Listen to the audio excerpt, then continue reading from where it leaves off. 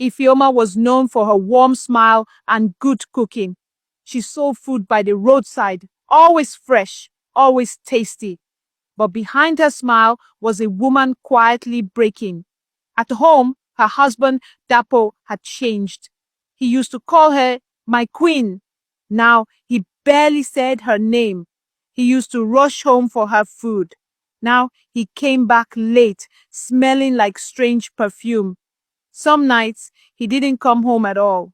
She tried harder, better meals, softer words, but he only grew colder.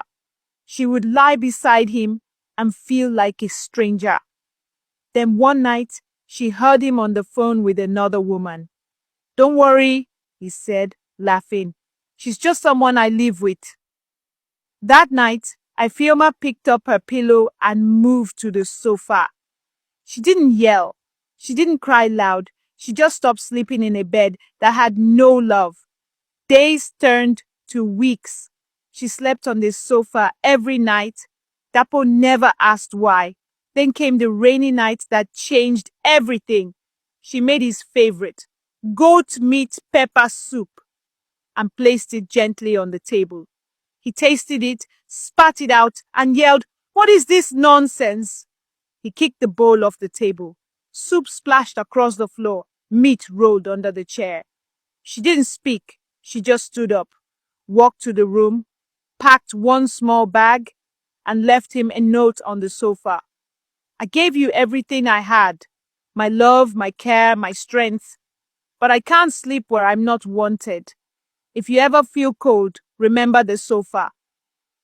A few days later, Dapo's calls to the strange woman went unanswered. He found her at her shop, sitting with a richer man. When he asked, "Why did you stop calling me?" she smiled and said, "Oh, Dapo, you were just for fun." That night, Dapo came home to an empty house. No food, no warmth, no Ifeoma. He sat on the same sofa she used to sleep on. For the first time in years, he felt what she had felt.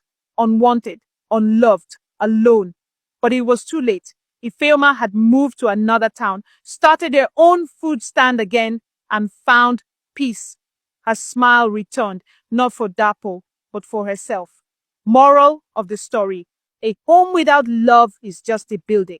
If this story touched you, subscribe now for more powerful African stories you'll never forget.